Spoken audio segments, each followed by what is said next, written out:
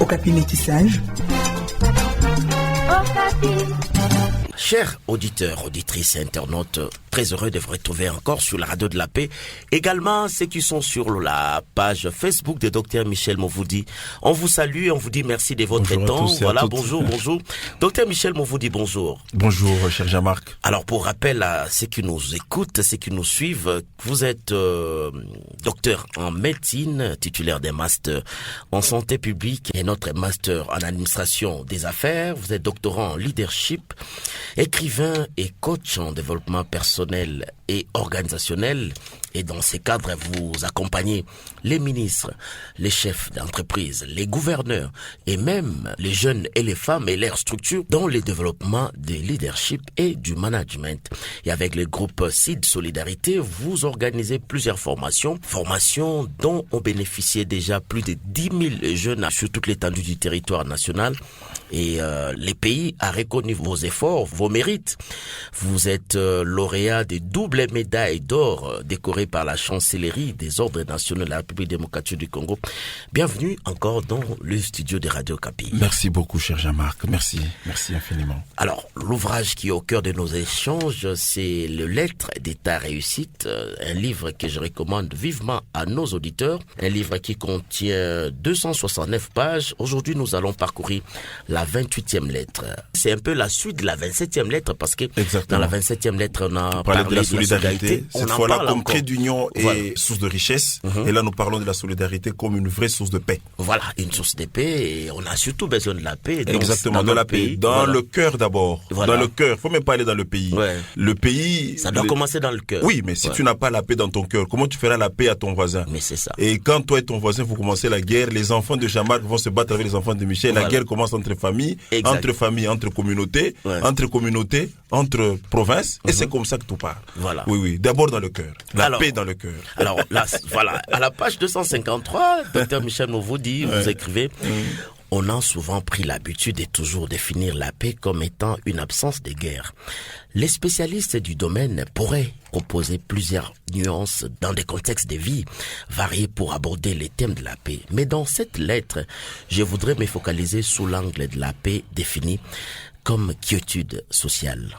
En rapprochant les termes paix et solidarité dans un contexte de famille et de société, on estime que plusieurs situations libellées en termes de criminalité, de fragilité, la sécurité, etc., traduisent l'expression d'un ras-le-bol, la dénonciation d'une injustice caractérisée par des besoins non couverts, des attentes non comblées, et cette révolte survient en effet lorsque les fossés des irrégularités s'approfondissent, lorsque les déséquilibres en termes de standards ou de confort de vie deviennent de plus en plus saillants entre d'une part une petite poignée de gens qui détiennent tous les pouvoirs d'achat, position sociale, finances, biens meubles et immeubles, et qui en abusent parfois, et d'autre part une grande masse de populations qui n'ont pas de quoi répondre aux besoins primaires de la vie.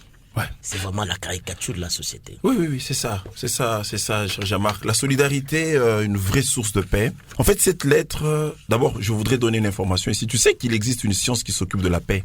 On appelle ça l'irénologie. Ok. Oui, c'est une science qui étudie la paix. Donc, c'est une très, très nouvelle science. Et je demanderai à ceux qui veulent bâtir et travailler sur la paix, voilà, qu'ils s'intéressent à l'irénologie et qui se spécialisent dans cette branche. Et ce que j'ai aimé en lisant quelques irénologues, c'est que la paix, c'est un résultat, Jean-Marc. La paix se construit. La paix, c'est comme une maison. En fait, la paix, elle est tributaire d'un comportement, d'une façon d'être. Et tout part du cœur de l'homme. Tout part de comment les gens sont éduqués, comment les gens vivent, comment les gens partagent. Exactement. Ça part pas d'une déclaration. La paix ne part pas de la volonté de quelqu'un à dire, écoutez, arrêtez de vous battre. Non.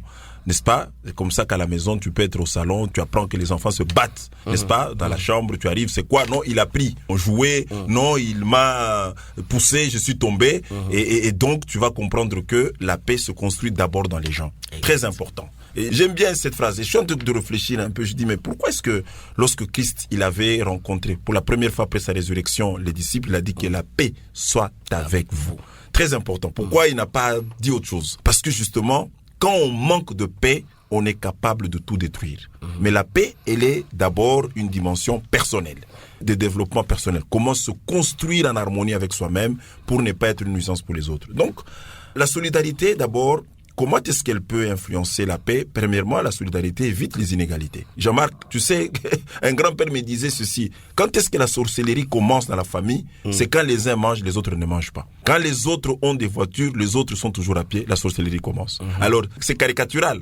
Mais en fait, il me disait toujours, mais c'est très profond. Il faut éviter, dans une famille, dans une communauté, de montrer qu'il y a des gens qui ont, d'autres n'ont pas. Quand vous êtes là, vous n'avez pas mangé pendant 4 jours, et vous voyez quelqu'un jeter de la nourriture, vous ne pouvez pas être en paix, n'est-ce pas? Et donc la solidarité, comme je venais de dire, le fait de donner aux autres, le fait aussi de comprendre que moi j'ai, comment les autres peuvent aussi avoir, la responsabilité qu'on a en tant qu'aîné, en tant que dirigeant, en tant que conducteur, en tant que coordonnateur, manager, la responsabilité qu'on a pour éviter les silos, éviter les inégalités, c'est une responsabilité fondamentale à la création de la tranquillité et de la paix dans une maison, dans une société, dans une entreprise, dans une famille, dans un pays. C'est très important, n'est-ce pas? Il y a des gens qui se mettent en guerre parce que tout simplement, lui il a la terre pour cultiver, moi je n'en ai pas. Lui il a récolté, moi je n'ai pas récolté. Rappelle-toi l'histoire de Caïn et Abel, n'est-ce pas? La guerre a commencé sur quoi? Lui il a envoyé, c'est parti, moi j'ai envoyé, ce n'est pas parti, la guerre commence, je tue mon frère. Très important. C'est pour dire en d'autres termes que si nous créons de plus en plus des écosystèmes de solidarité, nous évitons au maximum les inégalités et nous pouvons favoriser un monde où les gens apprennent à vivre ensemble. Premier élément. Deuxième élément, la solidarité, en fait, est à la base des systèmes distributifs. Lorsqu'on parle, par exemple, cher Jean-Marc, des mutuelles de santé, lorsqu'on parle, par exemple, des assurances maladie, mais en fait, c'est des systèmes de partage de risques.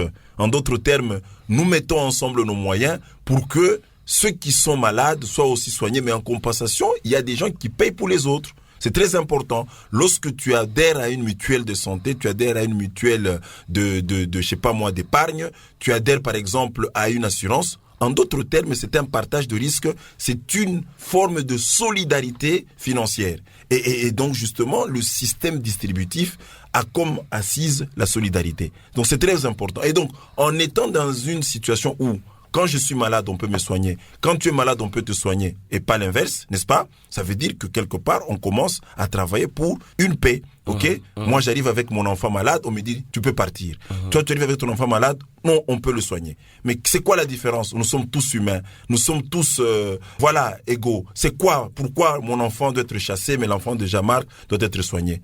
Et c'est ça, justement, que nous pouvons changer, c'est ce paradigme-là que nous pouvons inverser en travaillant sur la solidarité. Troisième élément, on sait depuis la nuit de temps que l'union fait la force. On le sait. Pourquoi cette devise, elle continue encore à faire ses marques? Parce que seul, vous ne pouvez rien faire. Même si vous avez tout l'argent qu'il faut, même si vous avez toutes les maisons sur cette ville, même si vous avez toutes les voitures qui circulent dans le chemin, il y a toujours, à un moment donné, quelque chose, un aspect qui va vous obliger de solliciter l'aide des autres. Ça reste fondamental. Donc, cette union qui fait la force nous renvoie justement à la solidarité, la lettre passée 27, où je parlais de la solidarité comme trait d'union. C'est très important. Cette union, c'est la solidarité nous permet la conjugaison. La solidarité nous permet, n'est-ce pas, la juxtaposition, l'articulation, l'interaction, la mise en commun. La solidarité nous permet l'ensemble, nous permet la cohabitation et nous permet justement l'intelligence collective. Donc, la solidarité exige l'attention vis-à-vis de l'autre. J'ai mangé, mais est-ce que l'autre a mangé? J'ai amené mes enfants à l'école. Est-ce que les autres aussi ont amené leurs enfants à l'école? Si chacun de nous commence à se poser la question sur l'autre. D'ailleurs, lorsque je parle du leadership, il y a une grande dimension que je développe partant de ce que le pasteur Jim Rohn a dit, c'est la question de l'invitation. Inviter l'autre à bien pratiquer la vie. Lorsque Jean-Marc n'est pas en bonne posture, lorsque Jean-Marc est en train de détruire sa santé à travers un comportement, qu'est-ce que je fais pour l'amener à cela? Cette attitude est capitale et c'est comme ça que, en travaillant sur la solidarité, on peut contribuer, n'est-ce pas, à améliorer la paix dans le cœur des gens, dans la famille, de la famille vers la communauté et de la communauté dans le pays tout entier. Et au monde entier. Exactement. Merci. C'est moi qui vous Docteur remercie. Michel Mouvoudi. Okapi, Radio Okapi.